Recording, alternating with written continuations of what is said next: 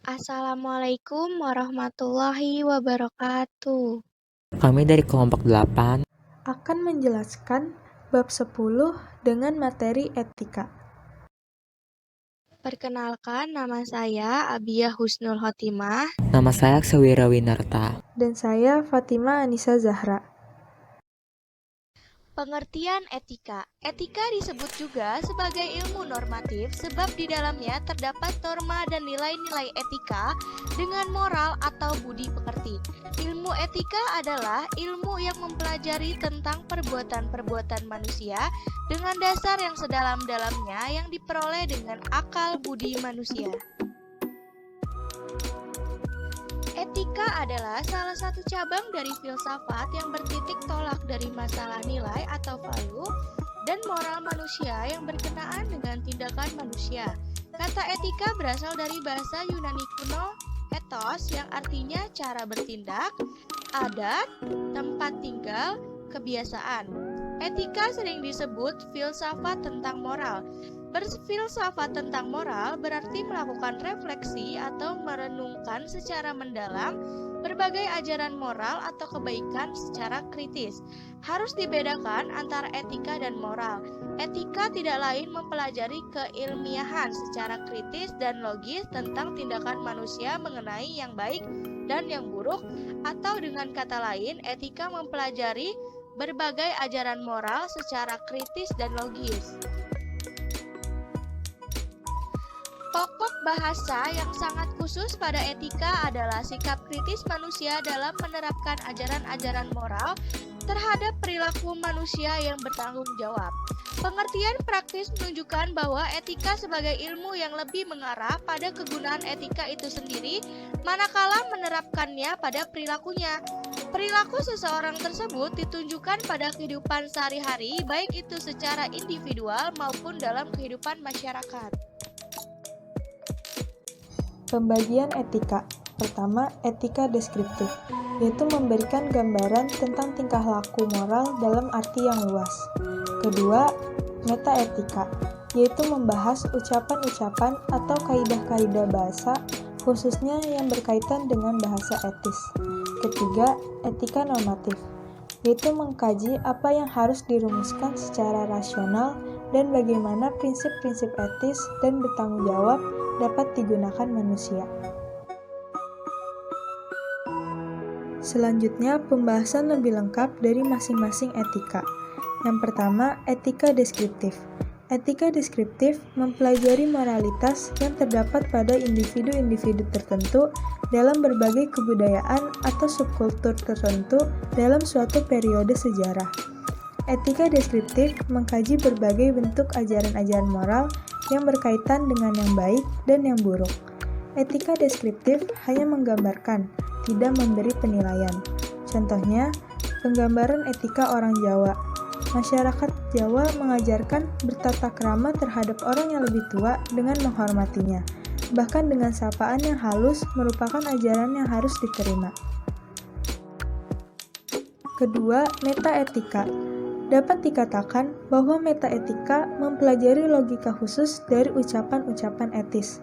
Contohnya, sebuah tayangan iklan obat-obatan seringkali memberikan slogan-slogan yang berlebihan, seperti slogan yang menganjurkan untuk meminum obat tertentu dengan khasiat penyakit yang diderita akan hilang dan orang menjadi sehat kembali. Ketika orang mulai mengkritiknya, maka muncullah ucapan etis yang berbunyi, bila sakit berlanjut, hubungi dokter.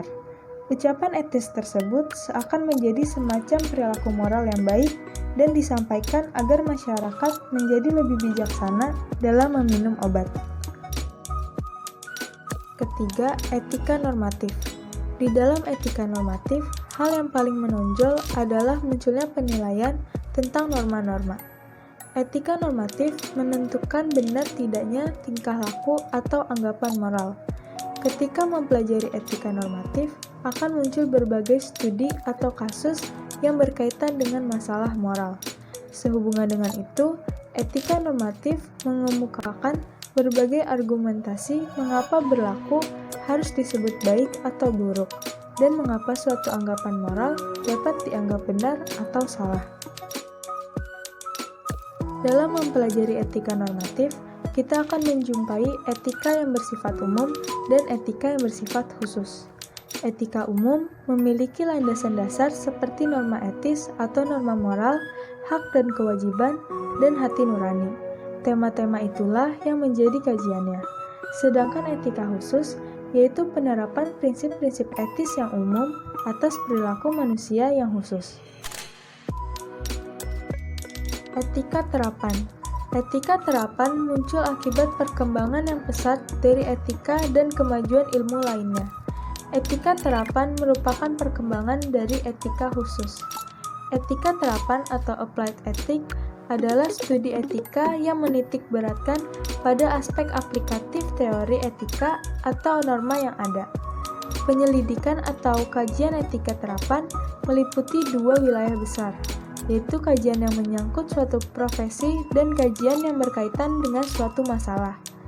Kajian yang menyangkut suatu profesi membahas dari sudut profesi tertentu, misalnya etika kedokteran, etika politik, etika bisnis, dan sebagainya. Kajian yang berkaitan dengan suatu masalah menyoroti berbagai masalah, misalnya pencemaran lingkungan hidup, menimbulkan kajian tentang etika lingkungan hidup. Etika profesi.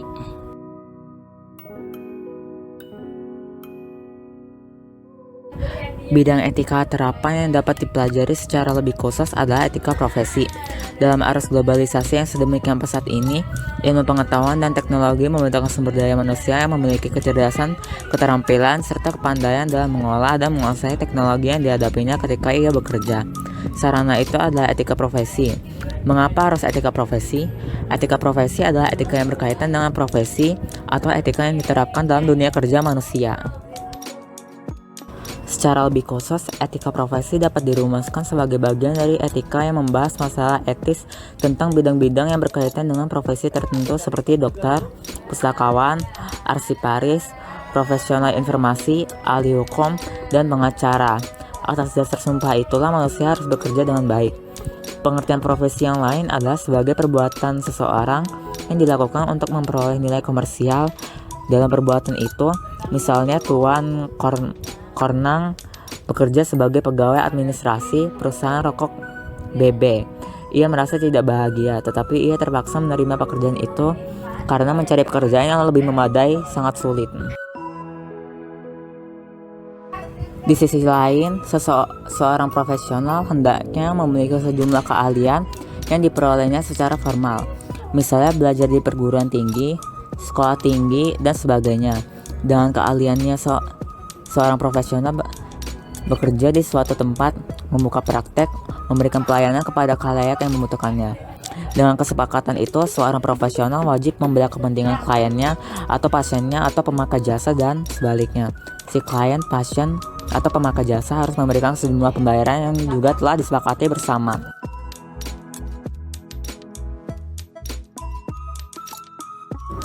Kode etik suatu profesi adalah norma-norma yang harus diindahkan oleh setiap anggota profesi di dalam melaksanakan tugas profesinya dan dalam hidupnya di masyarakat. Norma-norma tersebut berisi petunjuk-petunjuk bagi para anggota profesi tentang bagaimana mereka melaksanakan profesinya dan larangan-larangan, yaitu ketentuan-ketentuan tentang apa yang tidak boleh diperbuat atau dilaksanakan oleh mereka. Tidak saja dalam menjalankan tugas profesi mereka, melainkan juga menyangkut tingkah laku anggota profesi pada umumnya dalam pergaulan sehari-hari di dalam masyarakat. Tujuan merumuskan kode etik dalam suatu profesi adalah untuk kepentingan anggota dan kepentingan organisasi profesi itu sendiri. Contohnya, Kode Etik Guru Indonesia. Kode Etik Guru Indonesia dapat dirumuskan sebagai himpunan nilai-nilai dan norma-norma profesi guru yang tersusun dengan baik dan sistematik dalam suatu sistem yang utuh dan bulat.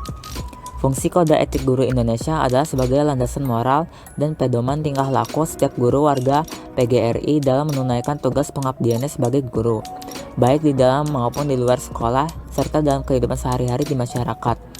Dengan demikian, maka Kode Etik Guru Indonesia merupakan alat yang amat penting untuk pembentukan sikap profesional para anggota profesi keguruan.